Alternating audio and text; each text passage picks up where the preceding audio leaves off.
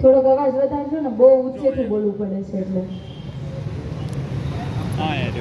મંચ ઉપર ઉપસ્થિત તમામ મારા ક્રાંતિકારી ભાઈઓ, મારા સાથી કોર્પોરેટર એવા મનીષાબેન અને અહીં ઉપસ્થિત મોટી સંખ્યામાં વડીલોને, મારા મોટા ભાઈઓને નમસ્કાર અને જય શ્રી કૃષ્ણ. રજનીભાઈએ ઘણી બધી વાત કરીને આપણે હજી મહેન્દ્રભાઈની સાંભળવા છે, પણ અમે એક નાની એવી વિનંતી કરવા માટે આપ સૌની વચ્ચે આવ્યા છીએ. અત્યારે ચૂંટણી નથી, ચૂંટણી હમણાં થોડા સમય પછી એટલે કે 5 મહિના પછી આવવાની છે, પણ આજે તમને મળવા એટલા માટે આવ્યા છીએ કે અત્યાર સુધી આપ સૌએ ખૂબ સાથ સહકાર આપ્યો છે, આપ સૌએ આશીર્વાદ આપ્યા છે. આશીર્વાદ આપ્યા બાદ આ જ વિસ્તારના કોર્પોરેટર મતલબ અમારા જે ઉમેદવાર હતા એમને કોર્પોરેટર બનાવ્યા છે, એટલે કે ઝાડુના નિશાન ઉપર તમે સૌએ બટન દબાવ્યું હતું. એ બદલ અમે તમારો જેટલો પણ આભાર માનીએ એટલો ઓછો છે, કેમ કે અમારું કોઈ રાજકીય બેકગ્રાઉન્ડ નથી. તમારા બધાના આશીર્વાદથી આજે અમે અહીંયા ઊભા છીએ. અને રાજકારણની અંદર આપણે કહેવાય ને કે ભાઈ સકારાત્મક રાજનીતિ જે કરવાની વાત છે એ હાલમાં અમે ધીમે ધીમે કરી રહ્યા છીએ. પણ વાત એ કરવી છે કે દિવસે ને દિવસે જે અત્યાચારો વધતા જાય છે, દિવસે ને દિવસે જે ભ્રષ્ટાચારો વધતા જાય છે, દિવસે ને દિવસે જે ગુનાખોરી વધતી જાય છે, તો આના સામે આપણે અવાજ ક્યારે ઉઠાવશું? અમુક મુઠ્ઠીભર લોકો અવાજ ઉઠાવે ને એની સામે હજારો લોકો જ્યારે ક્રાંતિકારી અવાજ ઉઠાવે ત્યારે ખરેખર એનું પરિણામ આવે.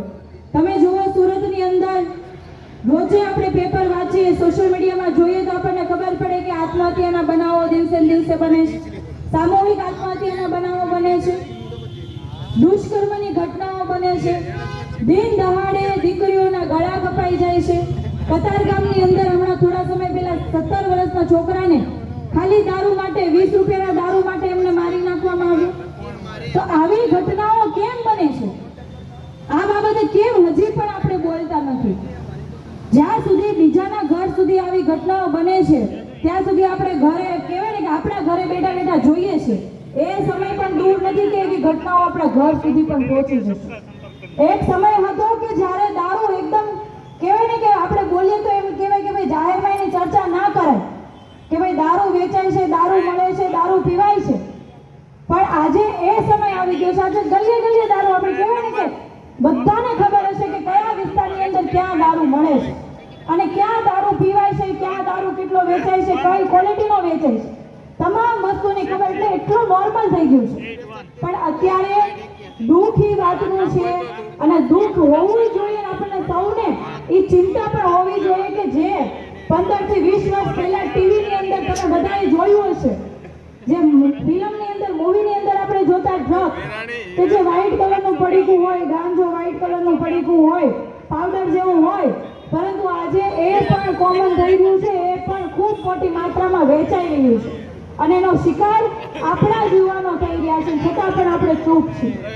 અને હજી જો આપણે ચૂપ રહીશું તો આપણી આવનારી જે પેઢી છે એ માનસિક ગુલામ થશે. આપણા બાપ દાદાઓએ આપણને વારસો આઝાદીનો આપીને ગયા, લોકશાહી આપીને ગયા, અને આપણે પણ આપણી જવાબદારી બને કે આપણી આગળની પેઢી છે એને માનસિક મજબૂતાઈ અને ખરેખરની જે આઝાદી કહેવાય, ખરેખરની જે લોકશાહી કહેવાય, એ પણ આપણે આપણા બાળકોને, આપણા આવનારી પેઢીને આપવાની જવાબદારી આપણી બધાની છે.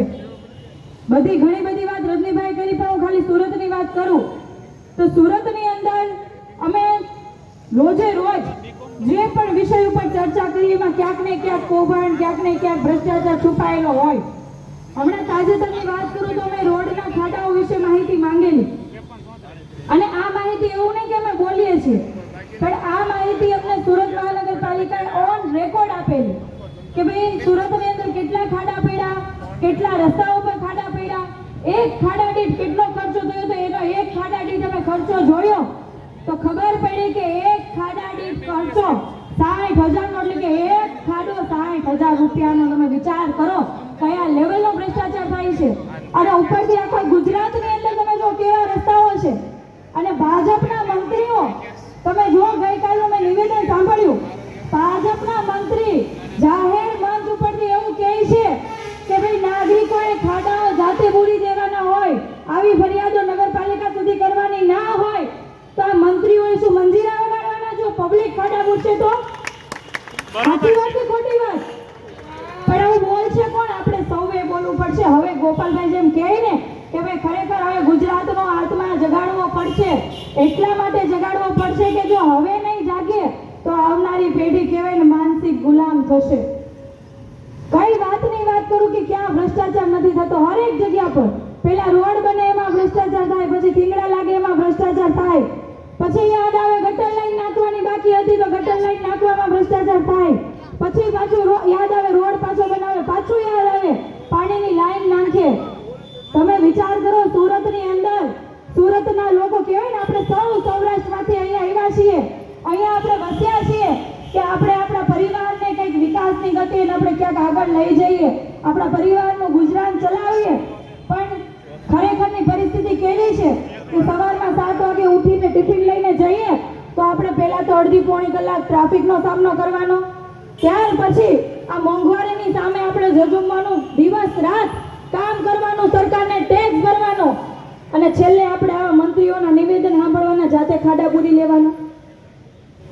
આનાથી વિશેષ દુઃખની વાત કઈ હોઈ શકે? સુરતની અંદર ભ્રષ્ટાચારે માજા મૂકી છે, બેરોજગારી એટલી બધી વધી ગઈ છે. આપણે રત્ન કલાકારો માટે સહાયની માંગણીઓ કરવી પડે કે ભાઈ યુનિયન માંગણી કરે છે, લોકો માંગણી કરે છે કે ભાઈ રત્ન કલાકારો માટે પેકેજ જાહેર કરો, કે જે કહેવાય ને કે આખા દેશની અંદર ડાયમંડનું મેઇન જે કહેવાય એપી સેન્ટર જે કહેવાય આપણું સુરત, કોઈ પણ જગ્યાએ જઈએ તો આપણે ગર્વ કરતા હોઈએ કે ભાઈ અમારા સુરતની અંદર આ હીરો બને છે. સાચો હોય ખોટો, પણ આપણા સુરતના લોકો હીરો બનાવે છે. પણ દુઃખની વાત એ છે કે આ સરકારની અંદર આપણે રત્ન કલાકારો માટે પણ પેકેજ માંગવા માટે આંદોલનો કરવા પડે, શિક્ષકોએ હક માટે આંદોલનો કરવા પડે, પોલીસે પણ હક માટે આંદોલનો કરવા પડે, વિદ્યાર્થીઓએ હક માટે આંદોલનો કરવા પડે. જો બધી જ બાબતોએ આપણે આંદોલનો કરવા પડતા હોય તો સરકારનું કામ શું? ખરેખર સરકારનું કામ એ હોય કે લોકોની ઈચ્છા, લોકો માટે જે કામ કરવું ને લોકોની સેવાકીય જે પ્રવૃત્તિ છે એ તમામ વસ્તુ પૂરી પાડવી, પ્રાથમિક સુવિધા તમામ પૂરી પાડવી. પરંતુ આજે સરકારી શાળાઓનો અભાવ, સરકારી શાળા બને તો ખબર પડે શિક્ષકો નથી, પોલીસ સ્ટેશનની અંદર આપણે જોઈએ તો એમાં પણ પોલીસ કર્મીઓની ઘટ છે. તમામ જગ્યાઓ પર જ્યાં તમે જુઓ ત્યાં તમામ જગ્યાઓ પર શિક્ષકોની ઘટ છે, શાળાઓની ઘટ છે. હોસ્પિટલની અંદર તમે જાઓ તો હોસ્પિટલની અંદર ડોક્ટરોની ઘટ છે. સરકારી દવાખાનામાં જાઓ તો એમ થાય કે હવે ભવિષ્યમાં મરી જઈએ તો સરકારી દવાખાને ના જઈએ. આવી પરિસ્થિતિને આવી સિસ્ટમ બનાવી કોણે? તો આ જ ભાજપ સરકારે બનાવી છે, છતાં પણ આપણે ચૂપ છીએ. તમારો સહકાર અમને મળ્યો છે મતરૂપી, તમારો આશીર્વાદ પણ મળ્યો છે, પણ હવે અમને જોઈએ છે સાથ, એવો સાથ કે જે પણ જગ્યા પર જવું પડે એમ ખબર પડે કે અહીંયા ખોટું થયું છે તો ત્યાં માત્ર એક માણસ નહીં પરંતુ હજારોની સંખ્યામાં લોકો બોલતા હોવા જોઈએ આ ખોટું છે. સાચી વાત કે નહીં? આજે તમામ જગ્યાઓ પર આપણે વેરો ભરીએ, આપણને એમ થાય, હમણાં રજનીભાઈ કીધું કે ભાઈ આપણે વેરો બધો ભરીએ છીએ, હમણાં મારા બીજા ભાઈએ કીધું કે ભાઈ આપણે દહીં દૂધમાં બાકી નથી રાખ્યું. ખાલી એક હું વેરાનું ખાલી એક ઉદાહરણ આપીને મારી વાત પૂરી કરીશ કે આપણે કેટલી હદ સુધી વેરો ભરીએ છીએ. તો જ્યારે કહેવાય ને કે માના પેટની અંદર બાળક હોય ત્યારે જ્યારે એમની સોનોગ્રાફી કરાવે, એની દવા લે, એ સમયે માં એમનો પરિવાર વેરો ભરવાનું ચાલુ કરે છે. જે સોનોગ્રાફીનું બિલ આવે એમાં પણ આપણે સરકારને વેરો ભરતા હોઈએ છીએ, દવા જે બાપ મમ્મી પીવે એમાં પણ આપણે વેરો ભરતા હોઈએ છીએ. ત્યાર પછી આખી જિંદગી સવારથી ઉઠો ત્યાં સુધી સાંજે સુવો પછી તમે જે વીજળી વાપરો તમામ જગ્યાઓ પર વેરો ભરીએ છીએ. આખી જિંદગી વેરો ભરી મરી જઈએ. મર્યા પછી જ્યારે આપણા સ્નેહી જે આપણે કહેવાય સગાવાલા, આપણી હિન્દુ સંસ્કૃતિમાં આપણને બાળે અગ્નિ સંસ્કાર કરે, જે એમાં જે લાકડા વપરાય એ લાકડામાં આપણો પરિવાર ટેક્સ ભરે છે. ને છેલ્લે જ્યારે ઝોન ઓફિસમાંથી જ્યારે મરણનું સર્ટિફિકેટ લેવા જાય ત્યારે પણ પૈસા આપીને મરણનું સર્ટિફિકેટ મળે છે. એટલે આપણે આ દુનિયામાં નથી આવ્યા ત્યારથી વેરો ભરવાનું ચાલુ કર્યું અને આપણે મરી જઈએ પછી પણ આપણો પરિવાર વેરો ભરે છે. એની સામે આપણને સરકાર આપે છે શું? આ સવાલ આપણને સૌને થવો જોઈએ. જ્યારે આપણને આ સવાલ થશે ત્યારે ખરેખરનું પરિવર્તન ને ખરેખરનો બદલાવ આવશે. આજે જ્યારે અમે આ બધું બોલીએ છીએ એમને નથી બોલતા, કેમ કે અમને દુઃખ થાય છે. અમે 4 વર્ષથી કોર્પોરેશનની અંદર છીએ, અમે જોઈએ છીએ 4 વર્ષથી તમે જો ખાડી પૂર આવે, તમામ જગ્યાઓ પર પાણી ભરાઈ જાય, ગરનાળા બંધ થઈ જાય, કેમ એનું સોલ્યુશન નથી? કેમ એમના કોઈ આયોજનો નથી કરવામાં આવતા? કેમ કે આયોજન કરતા તો આવડવું જોઈએ ને. અને જેટલા પણ કોન્ટ્રાક્ટરો મોટા મોટા બેઠા છે એ તમામ એટલે તમામ ક્યાંક ને ક્યાંક ભાજપ સાથે સંકળાયેલા છે અને ભાજપને જ્યાં સુધી ફંડ ના આપે ત્યાં સુધી કામ ના થાય. માત્ર ને માત્ર આ જ વહીવટ કોર્પોરેશનની અંદર થતો હોય છે. પણ સવાલ કોણ કરશે?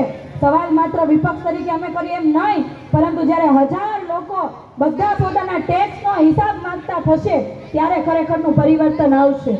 અને આ પરિવર્તન લાવવા માટે આપ સૌના સહકારની જરૂર છે. જ્યારે પરિવર્તન આવશે તો એક સારી એવી સિસ્ટમ ડેવલપ થશે.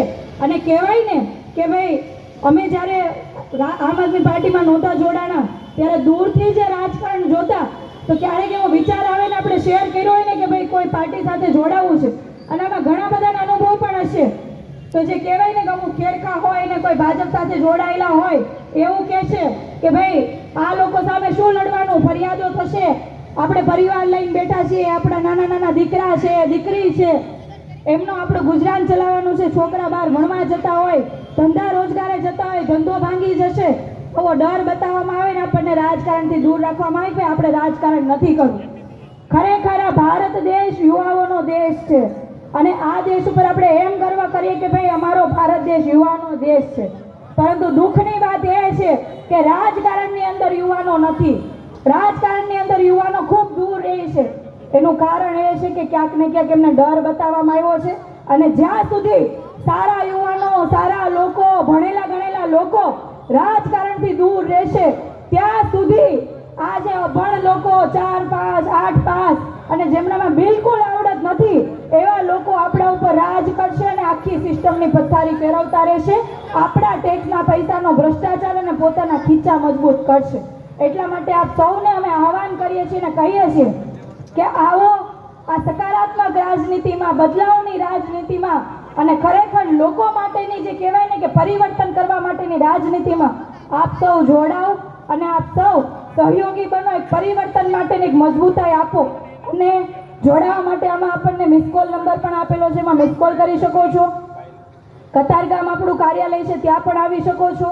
અને જ્યારે પણ જરૂર પડશે ત્યારે અમે પણ આપ સૌની સાથે છીએ અને તમારો બધાનો સ્નેહ, તમારી બધાની લાગણી અત્યાર સુધી અમને મળતી રહી છે અને આશા એવી રાખીએ કે આવનારા સમયની અંદર પણ આપ સૌનો સાથ એટલો જ મળતો રહેશે. જય હિન્દ, જય ભગત. પાર્ટીના સદસ્ય બની શકો છો. જે કોઈ પણ મિત્રો પાર્ટી સાથે જોડાવા માંગતા હોય એ આ નંબર પર મિસ કોલ કરીને તમારું સમર્થન આપો. નંબર છે 9512040404 9512040404.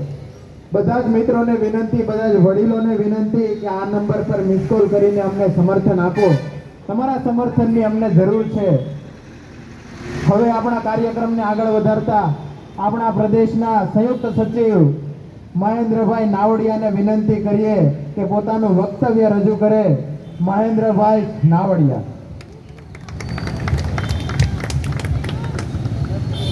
આભાર. સૌ પ્રથમ તો આપ સૌ મારી સાથે 2 હાથ ઊંચા કરી, મુઠ્ઠી બંધ કરીને ભારત માતાની જય બોલજો. બોલો ભારત માતા કી વંદે, જય જવાન.